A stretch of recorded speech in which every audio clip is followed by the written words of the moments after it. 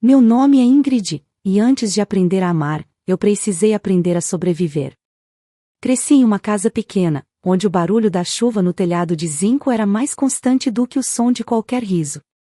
Meu pai trabalhava em turnos longos, minha mãe vendia doces, e eu, desde cedo, entendi que o mundo não tem pena de quem espera demais. Enquanto as outras meninas sonhavam com vestidos e festas, eu sonhava com independência. Jurava para mim mesma que um dia teria um lar onde ninguém gritasse, onde eu não precisasse pedir permissão para sonhar. Comecei do zero. Aos 17 anos, trabalhava em um pequeno escritório de design, onde fazia de tudo, de servir café a revisar campanhas que ninguém queria ler. Dormia pouco, comia mal, mas carregava um brilho nos olhos que me fazia suportar o cansaço. A cada salário, comprava algo simbólico, uma cadeira nova, um perfume, um livro de gestão. Eu acreditava que o sucesso era uma questão de tempo, não de sorte. E eu estava certa. Aos 24, fui promovida pela primeira vez, já aos 28, fundei minha própria empresa de marketing. O início foi caótico. Eu me lembro de trabalhar até o amanhecer, com o cabelo preso, cercada por planilhas e papéis. As pessoas diziam que eu era ambiciosa demais, que ninguém respeitava uma mulher que mandava. Eu respondia apenas com resultados. O dinheiro começou a vir e, com ele, o reconhecimento. Abri um escritório elegante, montei uma equipe talentosa, comecei a fechar contratos com empresas que, antes, sequer me retornavam ligações. E, de repente, tudo o que eu havia imaginado começou a tomar forma. Foi nesse período que ele apareceu. Rafael surgiu como uma brisa no meio de um furacão. Um homem bonito, sorriso fácil, olhar seguro. Nos conhecemos em um evento de negócios, e lembro de como ele me abordou com um copo de vinho na mão e disse: "Você tem o olhar de quem vence até quando perde." Eu ri, surpresa com a ousadia. Ele continuou: "Mulheres como você não nascem, elas se constroem." Naquele momento, senti que alguém finalmente me enxergava além do título, além da postura firme que eu usava como armadura. Rafael parecia diferente, calmo, maduro, encantador. Nos primeiros meses, eu me permiti viver algo que há muito tempo não vivia: leveza. Ele me fazia rir, fazia planos, dizia que queria crescer ao meu lado. "A gente vai longe, Ingrid. Eu te prometo." Eu acreditava. O casamento veio rápido, e pela primeira vez, senti que o amor e o sucesso podiam coexistir. Comprei a cobertura onde hoje moro, ampla, iluminada, com janelas que deixavam ver o pôr do sol sobre a cidade. Quando a decoração ficou pronta, ele me abraçou no meio da sala vazia e disse: "Esse lugar é o retrato de você, firme, bonito e impossível de ignorar." No início, tudo era perfeito. Rafael me esperava com jantares, me acompanhava em viagens, e parecia orgulhoso quando me apresentava aos amigos. Eu via nele um parceiro, alguém que equilibrava minha força com gentileza. Mas o tempo começou a revelar pequenas rachaduras. Primeiro, vieram as piadas sutis. "Você fala como se fosse minha chefe." Depois, os silêncios longos durante conversas sobre o trabalho. "Não cansa mandar em tudo, Ingrid?" E, por fim, o afastamento. Ele já não celebrava minhas vitórias. Apenas observava, calado, com um meio sorriso que escondia algo que eu não conseguia identificar, talvez inveja, talvez vergonha. Comecei a notar que suas ambições estavam sempre em pausa. Ele dizia que ainda estava decidindo o que queria fazer, enquanto eu arcava com todas as contas. No início, tentei ser compreensiva. "Vai dar certo, amor, só não desiste." Mas a cada nova tentativa frustrada, eu sentia que o peso da relação caía sobre os meus ombros. Ele, que antes era leve, começou a se tornar um fardo silencioso. Às vezes, eu o encontrava bebendo sozinho na varanda, olhando para o horizonte.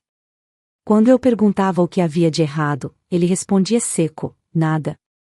Só pensando."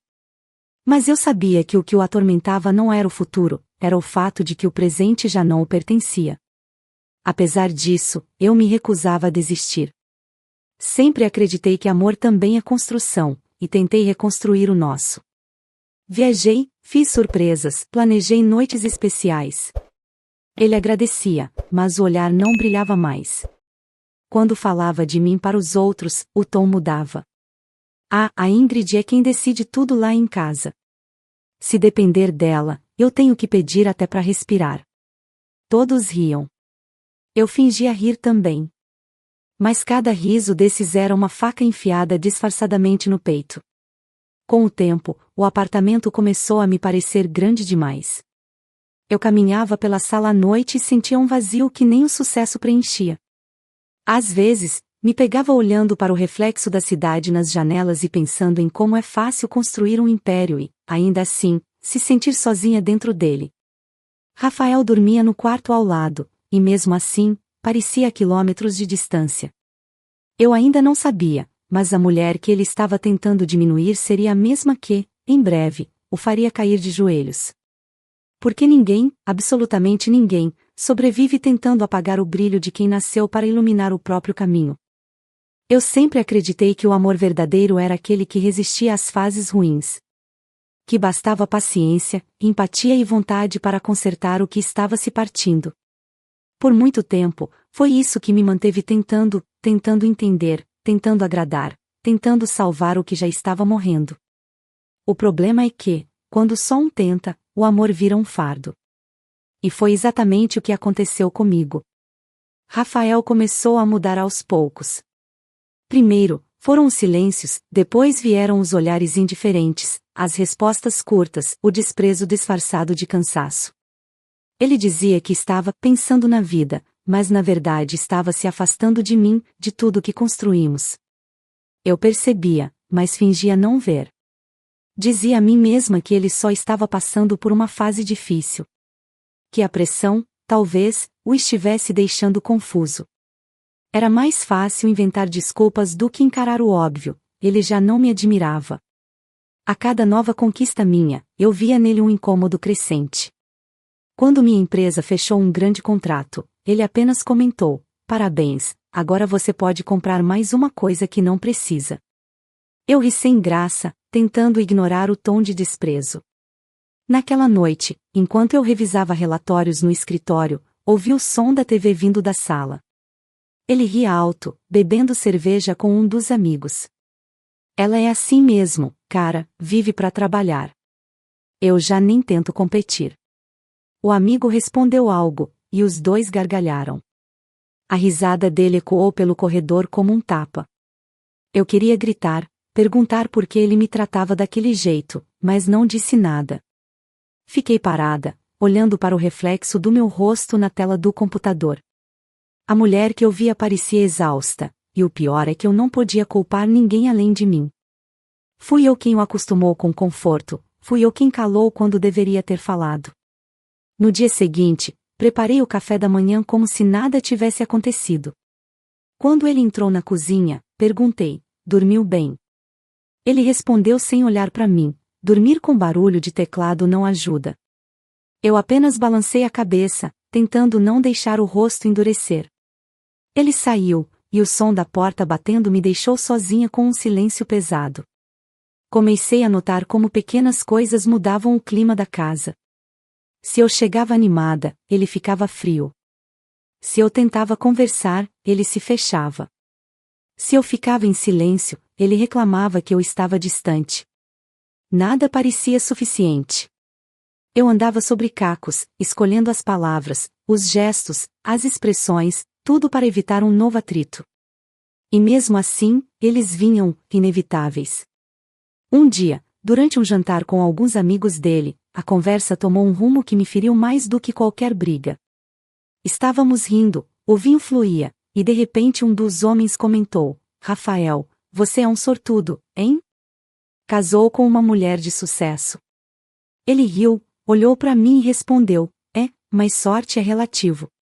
Tenta viver com uma chefe dentro de casa para ver se é fácil." Todos riram. Eu forcei um sorriso, engoli o nó na garganta e permaneci calada. Quando chegamos em casa, perguntei com a voz trêmula: "Por que você fala assim de mim na frente dos outros?" Ele deu de ombros: "Ah, Ingrid, é só brincadeira. Você não tem senso de humor." Mas não era brincadeira. Era veneno disfarçado de piada. E eu engolia todas. Com o tempo, as conversas viraram monólogos. Eu falava, ele fingia ouvir. Quando eu tentava falar sobre o futuro, ele desconversava. Você planeja demais. Nem tudo na vida precisa de controle. E então vinha o silêncio, aquele silêncio que sufoca mais do que qualquer discussão. Às vezes, eu passava horas observando o teto, me perguntando em que momento aquele homem que dizia me amar se transformou em alguém que me diminuía. Eu já não dormia direito. As madrugadas viraram minhas companheiras. Eu me levantava, fazia café e ficava sentada na varanda, olhando as luzes da cidade. Lá embaixo, tudo seguia, as pessoas iam e vinham, e eu, no topo do meu castelo, me sentia presa. Era uma ironia cruel. Eu tinha tudo o que sempre quis: sucesso, conforto, status, e, mesmo assim, vivia ao lado de um homem que me fazia sentir pequena. Certa manhã, ao sair do banho, encontrei Rafael no escritório. Ele segurava meu notebook aberto, lendo e-mails de trabalho. Perguntei o que ele fazia e ele respondeu com arrogância: só vendo com quem você anda falando tanto. Tirei o computador das mãos dele e disse com calma: se você me respeitasse, saberia que eu nunca te dei motivo para desconfiar. Ele riu, um riso frio, quase debochado. Respeito? Engraçado ouvir isso de alguém que trata o marido como funcionário. Fiquei parada, imóvel, tentando entender como ele conseguia distorcer tudo. Não era mais o homem que me apoiava, era um estranho que me culpava por não ser fraco como ele. Nesse dia, eu percebi algo que demorou demais para admitir: Rafael não queria uma esposa, queria um espelho. Um que o fizesse se sentir grande. E quando percebeu que o reflexo dele ao meu lado só mostrava suas falhas, começou a me odiar por isso. E foi então que entendi o que doía de verdade: eu não havia perdido o amor de um homem, e sim o respeito que deveria vir junto dele. O pior tipo de solidão é aquele que se sente deitada ao lado de alguém. E, todas as noites, era exatamente isso que eu vivia: uma solidão compartilhada com um homem que dizia me amar, mas que, no fundo, queria me ver desabar. Naquela semana, o ar dentro do apartamento parecia mais pesado do que nunca. O silêncio entre mim e Rafael já não era apenas desconfortável, era ensurdecedor. A casa, que um dia foi refúgio, agora era um campo minado, e cada passo, cada palavra, podia ser o estupim de algo maior. Eu acordava e já sabia quando ele estava de mau humor, apenas pelo som dos passos na cozinha. A distância entre nós não era apenas emocional, era física. Dormíamos juntos, mas nossos corpos não se tocavam há semanas. Mesmo assim, eu ainda insistia na ideia de que podia consertar o que estava quebrado. Quando ele me disse, de forma quase desinteressada, que os amigos queriam fazer uma festa lá em casa, hesitei por um segundo. Parte de mim queria recusar, trancar as portas e me proteger. Mas outra parte, a mais ingênua, acreditava que talvez aquilo fosse uma chance. Uma noite leve, cheia de risadas, poderia reacender o que o tempo havia apagado. Tudo bem, respondi. Pode convidar quem quiser. Ele apenas deu de ombros, sem agradecer, como se fosse um favor que eu devia. Passei o sábado inteiro organizando tudo. Encomendei bebidas, contratei um buffet discreto, ajeitei as luzes da varanda para criar um clima aconchegante. A música, o cheiro de flores, o brilho dos copos, tudo estava perfeito. Olhei em volta e me senti orgulhosa.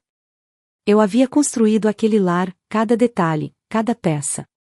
Era o retrato da mulher que eu havia me tornado, independente, bem-sucedida, sofisticada. Mas, por dentro, eu estava exausta. E, por algum motivo, sentia que aquela noite não terminaria como eu esperava. Quando os convidados começaram a chegar, Rafael já estava bebendo. O riso dele ecoava alto, misturado às vozes e à música. Ele cumprimentava os amigos com entusiasmo, batia nas costas deles como se fosse o centro do mundo. Eu observava de longe, sorrindo por educação. Em algum momento, uma das convidadas, uma mulher de vestido vermelho, que parecia conhecê-lo bem demais, encostou no braço dele e cochichou algo em seu ouvido. Ele riu alto e respondeu: com a chefe em casa, tenho que pedir permissão até para rir. Os outros gargalharam. Eu fechei os olhos por um instante, respirei fundo e continuei servindo os convidados. Conforme a noite avançava, o ambiente se tornava mais caótico. Garrafas vazias se acumulavam, as risadas cresciam, e eu me sentia cada vez mais deslocada dentro da minha própria casa. Fui até a varanda, tentando me recompor. O vento noturno batia no meu rosto, trazendo o cheiro distante da cidade. Por alguns minutos fiquei ali, sozinha, observando o horizonte iluminado. E, mesmo cercada de gente, nunca me senti tão só. Quando voltei para a sala, vi Rafael no centro do grupo, contando histórias e gesticulando como se fosse o protagonista de todas elas. Ele falava sobre viagens, sobre negócios, todos inventados, é claro, e os amigos o ouviam com admiração falsa. Eu me aproximei, sorrindo, tentando me juntar à conversa, tentando lembrar como era estar ao lado dele sem sentir vergonha. Peguei uma taça de vinho e, num impulso quase infantil, toquei o ombro dele. Ele se virou e me olhou com impaciência. Posso falar com você um minuto? Sussurrei. Ele sorriu de lado, aquele sorriso que eu já conhecia bem, o de quem está prestes a ferir. Agora não, Ingrid. Estou conversando. É rápido, insisti, ainda tentando manter a calma. Foi então que ele disse, alto bastante para todos ouvirem: prefiro beijar um cachorro do que beijar você. O tempo parou. As palavras dele cortaram o ar como vidro. Por um segundo, o silêncio foi absoluto, e então veio o riso. Um riso alto, cruel, vindo de todos os lados. Eu fiquei imóvel, segurando a taça, sentindo o calor subir pelo rosto. Ele deu um passo para trás e completou, com um tom zombeteiro: fique longe de mim. O riso cresceu, ecoando pelas paredes do apartamento que eu comprei, mobiliado, paguei. As pessoas se divertiam às minhas custas, como se minha dor fosse parte do entretenimento daquela noite. Olhei em volta e percebi o quanto aquele ambiente era tóxico, como aquelas pessoas nunca foram minhas amigas, eram apenas plateia do circo que Rafael montava à custa da minha dignidade. Ainda assim, eu não chorei. Apenas respirei fundo, coloquei a taça sobre a mesa e endireitei os ombros. Senti dentro de mim algo que eu não sentia há muito tempo, um tipo de força que vem quando o orgulho é pisoteado. Passei os olhos por cada rosto, um por um, e percebi que o constrangimento começava a se espalhar entre as risadas. Alguns desviaram o olhar, outros fingiram beber. Mas Rafael ainda ria, satisfeito, sem perceber que estava cavando a própria queda. Foi nesse instante que eu entendi: ele não me amava, nunca amou. Ele apenas amava o conforto de estar ao lado de alguém que carregava o peso que ele não tinha coragem de levantar. E eu, cansada, calei o último vestígio de pena que ainda existia dentro de mim. Aquela noite, que começou como uma tentativa de reconciliação, se transformaria na cena mais simbólica da minha vida. E o que viria depois daquele riso seria o fim, não de um casamento, mas de uma era da minha história. Uma que eu encerraria com a cabeça erguida e o coração em chamas. Por alguns segundos, tudo o que existia era o som das risadas. Elas vinham de todos os lados, ecoavam nas paredes, vibravam nas taças, se misturavam ao som da música que continuava tocando como se nada tivesse acontecido. Eu fiquei ali, parada no meio da sala, olhando para aquele homem que um dia eu jurei amar. Rafael ainda ria, satisfeito, com a arrogância de quem acredita que jamais será confrontado. Mas dentro de mim, algo começava a se mover, uma força antiga, silenciosa, que eu havia sufocado por tempo demais. Peguei a taça que havia deixado na mesa. O vidro frio em meus dedos me trouxe de volta à realidade. Respirei fundo. Tudo parecia em câmera lenta, as pessoas trocando olhares nervosos, o riso que começava a se transformar em desconforto, o olhar de Rafael se encontrando com o meu, sem perceber o que estava prestes a acontecer. Eu endireitei a postura, caminhei até o centro da sala e, com uma calma quase cruel, disse: você tem 1 hora para sair daqui sem levar nada. O som da minha voz cortou o ar como uma lâmina. As risadas cessaram. Rafael franziu a testa, confuso. O quê? Você ouviu bem, respondi, sem levantar o tom. Tem 1 hora para sair daqui sem levar absolutamente nada. Ele olhou ao redor, procurando apoio nos amigos, mas ninguém disse uma palavra. O clima, antes festivo, agora era pesado, quase sufocante. A mulher de vestido vermelho engoliu em seco e se afastou lentamente. Ah, para com isso, Ingrid, ele tentou rir. Tá todo mundo olhando. Então conta pra eles, Rafael, eu disse, dando um passo à frente. Conta quem te sustenta. Conta quem paga as contas, quem coloca comida na mesa, quem te dá teto e roupa lavada. Fala pra eles, vai. Conta que sem mim você não passa de um fardo. Ele ficou imóvel, o sorriso desaparecendo do rosto. O silêncio era absoluto. Eu continuei, agora com o coração acelerado, mas a voz firme, cortante. Você vive debaixo do meu teto e ainda tem coragem de me humilhar na frente de todo mundo? Você quer espetáculo? Pois então, aqui está. O homem que prefere beijar um cachorro ao invés da mulher que o alimenta. As palavras caíram como trovões. Alguém tossiu, outra pessoa baixou a cabeça, constrangida. Rafael, com o rosto vermelho, tentou me interromper. Chega, Ingrid. Você tá passando do limite. Eu passei do limite quando comecei a te bancar. Quando acreditei que te dar conforto te faria ser um homem melhor. Mas não, te fez preguiçoso, arrogante e ingrato. A voz me tremia por dentro, mas por fora eu era puro controle. Pela primeira vez, vi medo nos olhos dele. Um medo misturado com vergonha, porque ali, diante de todos, a máscara dele havia caído. Ele começou a murmurar algo, as mãos trêmulas, o olhar suplicante. Por favor, não faz isso aqui, não na frente deles. Eu me aproximei até ficar a poucos centímetros de distância. Foi aqui que você me humilhou, Rafael. Então é aqui que vai aprender o que acontece quando mexe com quem te deu tudo. Ele tentou tocar meu braço, mas eu recuei. O toque dele me causava nojo. Vi seus olhos marejarem, e por um momento, o homem orgulhoso deu lugar a um menino assustado. Ele caiu de joelhos, o som dos risos que antes ecoavam agora substituído por murmúrios e um silêncio denso. Me desculpa, por favor, Ingrid, eu errei. Errou feio, respondi. E não é a primeira vez. Mas é a última. Ajoelhado, ele começou a chorar.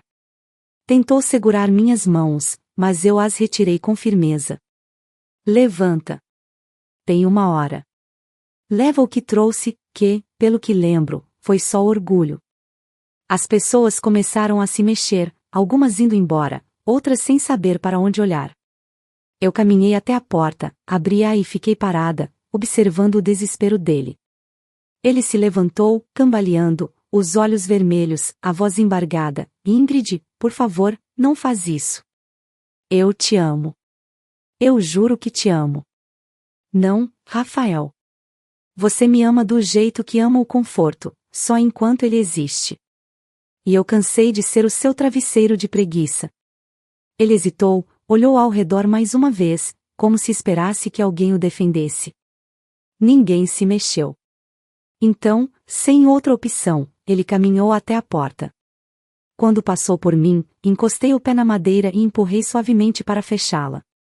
Mas antes que a tranca se encaixasse, ele se virou. Por favor, me perdoa. Eu te imploro. A última coisa que ele fez foi se abaixar e beijar meus pés, num gesto desesperado e humilhante. Eu o encarei por alguns segundos e disse apenas, agora é tarde. Fechei a porta.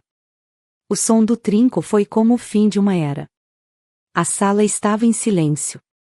As poucas pessoas que ainda restavam olhavam para mim com espanto, respeito e talvez um pouco de medo. Eu caminhei até a mesa, peguei uma taça e servi uma dose de vinho. Minhas mãos tremiam, mas não de tristeza, de alívio. O peso que eu carregava há anos começava a se dissolver. Quando fiquei sozinha, fui até a varanda. A cidade lá fora seguia viva, indiferente ao meu colapso e à minha libertação. O vento bateu no meu rosto, e, pela primeira vez em muito tempo, respirei fundo sem sentir culpa. O barulho distante dos carros, o cheiro da noite, a sensação do ar frio na pele, tudo me pareceu novo. Eu perdi um marido naquela noite, é verdade. Mas ganhei de volta algo que ele havia tentado roubar de mim, o controle da minha própria história. Acordei com o sol atravessando as cortinas e tocando meu rosto. Por um instante, fiquei deitada, imóvel, ouvindo apenas o som distante da cidade despertando. Era estranho. O silêncio dentro do apartamento parecia diferente, não mais sufocante, mas limpo, quase libertador. Levantei devagar, ainda sentindo o peso da noite anterior pairando no ar, como uma sombra que insistia em não ir embora. Caminhei pela sala e encontrei os vestígios da festa, taças vazias, casacos esquecidos, garrafas tombadas. Um cenário de guerra depois da vitória. Peguei uma das taças, ainda com resquícios de vinho, e observei o reflexo do meu rosto nela. Não parecia o mesmo. Havia algo novo nos meus olhos, talvez cansaço, talvez força. Lembrei de cada palavra dita, de cada olhar, de cada riso que antes me feria e que agora não tinha mais poder algum. Aquele apartamento, que por tanto tempo abrigou minha fraqueza disfarçada de amor, agora era apenas meu. Pela primeira vez, totalmente meu. A cozinha estava bagunçada. Enquanto colocava água para ferver, notei que um dos copos preferidos dele ainda estava na pia. O peguei nas mãos e, por impulso, o deixei cair. O som do vidro quebrando foi libertador, um estalo simbólico, o fim do que sobrou. Sentei-me com o café quente nas mãos e deixei o silêncio preencher o espaço que antes ele ocupava com reclamações, piadas e desprezo. A ausência dele era, enfim, um alívio. Meu celular vibrou. Notificações, mensagens, ligações perdidas. Algumas amigas querendo saber o que aconteceu, outras apenas curiosas com o escândalo. Abri uma das mensagens. Um dos amigos dele havia escrito: Ingrid, desculpa por ontem. Ele exagerou. Ninguém merecia ouvir aquilo. Sorri. Aquela palavra, ninguém, nunca soou tão justa. Eu respondi apenas: não se preocupe. Ele colheu o que plantou. Aos poucos, as notícias começaram a se espalhar. Os vídeos, os comentários, as piadas nas redes sociais. Rafael virou motivo de chacota. O homem que foi expulso da própria cobertura. O marido sustentado. O macho que se ajoelhou diante da mulher. Era inevitável. O mundo adora um escândalo, mas eu não sentia prazer nisso. Não havia vingança, apenas justiça. Eu não precisei destruir a reputação dele, ele fez isso sozinho. Mais tarde, fui até o quarto. A cama ainda estava desfeita, e o cheiro dele, fraco e misturado ao perfume do meu travesseiro, me trouxe um arrepio. Abri o armário e vi as prateleiras vazias, ele havia levado algumas roupas. Nenhum bilhete, nenhuma palavra, nada. Apenas o silêncio de quem sabia que não tinha mais volta. Sentei na beira da cama e olhei para o espelho diante de mim. Vi uma mulher diferente. Não mais a Ingrid que implorava por respeito. Era outra, alguém que finalmente entendeu que amor sem dignidade é prisão. A tarde caiu lenta, e o apartamento, agora arrumado, parecia respirar junto comigo. Coloquei uma música suave, abri as janelas e deixei o vento invadir todos os cômodos. A cidade lá fora seguia viva, indiferente ao meu recomeço, mas, dentro de mim, algo havia despertado. Fui até a varanda, levando uma taça de vinho, e fiquei observando o céu mudar de cor. O pôr do sol se espalhava em tons alaranjados, e pela primeira vez em muito tempo, não senti medo do que viria depois. Pensei em tudo o que aguentei, as humilhações disfarçadas, o orgulho ferido, o peso de sustentar alguém que me diminuía. Pensei em quantas vezes engoli as lágrimas, quantas vezes escolhi o silêncio para não perder alguém que já não valia a pena manter. Eu sempre tive medo de ficar sozinha. Achava que a solidão era o oposto do amor. Agora, percebia o quanto estava errada. A solidão, quando conquistada com coragem, é liberdade. O telefone tocou. Era minha mãe. Filha, fiquei sabendo do que aconteceu, está tudo bem? Está, mãe, respondi com a voz calma. Na verdade, está melhor do que nunca. Do outro lado, ela suspirou. Você sempre foi mais forte do que pensava, Ingrid. Só precisava se lembrar disso. Desliguei e permaneci olhando o horizonte. O céu escurecia devagar, e a cidade começava a acender suas luzes, uma a uma. Lá embaixo, a vida seguia, apressada, cuidosa. Aqui em cima, havia paz. Peguei o laptop, abri o site da minha empresa e comecei a revisar um novo projeto. A sensação era de recomeço.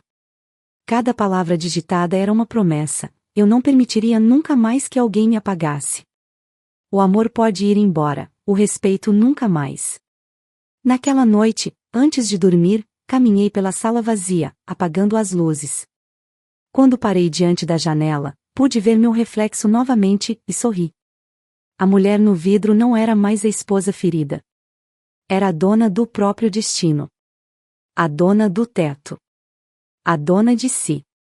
Meses se passaram desde aquela noite, e, aos poucos, a minha vida foi se reorganizando, não da forma como era antes, mas de um jeito novo, mais calmo, mais verdadeiro. Hoje, quando acordo e o sol atravessa as cortinas, não sinto mais aquele peso no peito. Não preciso provar nada a ninguém, nem justificar as minhas escolhas. Finalmente, o silêncio dentro da minha casa é o tipo de silêncio que traz paz, não medo. Rafael desapareceu por um tempo depois da humilhação. Ouvi dizer que se mudou para a casa de um amigo, depois para o interior. No começo, as pessoas me mandavam mensagens com novidades sobre ele, como se esperassem que eu me importasse. Ingrid, você viu o que estão falando dele, ou ele está tentando se reerguer? Eu apenas respondia, espero que consiga. E era verdade. Eu não desejava o mal. Só não queria mais ter qualquer ligação com ele, nem de amor, nem de ódio. O que tínhamos morrido não foi apenas um relacionamento, mas uma mentira. Alguns meses depois, recebi um e-mail inesperado. Era dele. As palavras eram longas, carregadas de arrependimento. Ele dizia: demorei para entender o que perdi. Eu não te respeitei porque tinha medo do que você representava. Eu queria ser você, Ingrid, e isso me consumia. Li tudo até o fim, e, quando terminei, senti apenas um vazio sereno. Ele queria me encontrar, para conversar, para se desculpar pessoalmente. Eu apaguei o e-mail. Não por raiva, mas porque já não havia mais nada para ser dito. Os amigos dele, aqueles que riram, também sumiram. Alguns tentaram se reaproximar, talvez por culpa, talvez por curiosidade. Eu os recebi com educação, mas sem abrir as portas. As mesmas bocas que gargalhavam naquela noite agora sussurravam o nome dele com pena. Ironia do destino, o homem que me fez alvo de risadas virou a piada que ninguém queria repetir. Enquanto ele afundava em arrependimento, eu renascia em liberdade. Reestruturei minha empresa, viajei para lugares que sempre quis conhecer, e pela primeira vez em anos, parei de correr contra o tempo. Aprendi a estar presente, a desacelerar. Às vezes, passava o fim de tarde lendo na varanda, com o som do vento e o cheiro do café recém-passado. A cobertura, que antes era símbolo de ostentação, virou um santuário. Um espaço de recomeço, onde cada parede guardava uma lição. Em uma das viagens que fiz, conheci novas pessoas, mas não me apaixonei. Não ainda. Pela primeira vez, não sentia pressa. Entendi que amar não é se preencher do outro, é se transbordar a ponto de querer compartilhar. E eu ainda estava aprendendo a transbordar sozinha. Descobri uma força que não sabia possuir, a força de escolher a mim mesma. Minha mãe veio me visitar um fim de semana. Enquanto tomávamos café na varanda, ela me olhou com ternura e disse: "Você se parece tanto com a mulher que eu sonhava que fosse." Eu sorri e respondi: "Talvez eu tenha demorado para encontrá-la, mãe, mas ela sempre esteve aqui." Os meses seguintes foram marcados por crescimento. Minha empresa recebeu prêmios, novos contratos, reconhecimento. Mas, mais do que sucesso, eu tinha serenidade. O tipo de paz que só vem quando a gente se livra do que não nos cabe mais. Às vezes, eu lembrava de Rafael, não com rancor, mas como quem lembra de um capítulo antigo, já encerrado. Ele foi o erro que me ensinou a nunca mais duvidar do meu próprio valor. Certa noite, voltando de um evento, parei o carro em frente ao prédio e fiquei observando as luzes da cidade refletidas no vidro da minha cobertura. Foi então que percebi, aquele castelo que eu um dia construí para dois agora era inteiramente meu, não por solidão, mas por merecimento. Entrei, tirei os sapatos, deixei a bolsa no sofá e abri as janelas. O vento frio da noite invadiu a sala, e senti um arrepio gostoso percorrer minha pele. Caminhei até a varanda com uma taça de vinho e olhei para o horizonte. O céu estava limpo, cheio de estrelas. Lembrei de tudo, do começo, da luta, da dor, da queda, e do momento em que finalmente tive coragem de dizer basta. Foi ali que entendi que nada do que aconteceu foi em vão. Eu precisei ser destruída para descobrir que nunca fui feita de vidro. Eu era feita de ferro. Sorri sozinha e disse em voz baixa: a pior solidão é dividir a vida com alguém que te diminui. A frase saiu como um sussurro, mas ecoou dentro de mim como uma verdade eterna. Naquela noite, antes de dormir, sentei na beira da cama e fechei os olhos. Senti gratidão, não por tudo que perdi, mas por tudo que ganhei ao deixar ir. A Ingrid que despertou depois daquela tempestade era outra, inteira, imune a migalhas, alérgica a humilhações. Enquanto as luzes da cidade piscavam lá fora, percebi que o meu verdadeiro renascimento não foi começar de novo, foi, enfim, voltar a ser quem eu sempre fui. Fico muito feliz por você ter ficado até o final do vídeo. O que você achou dessa linda história? Coloque nos comentários sua opinião, deixe seu like, se inscreva no canal, e ative o sininho de notificações para não perder uma história preciosa. Até a próxima!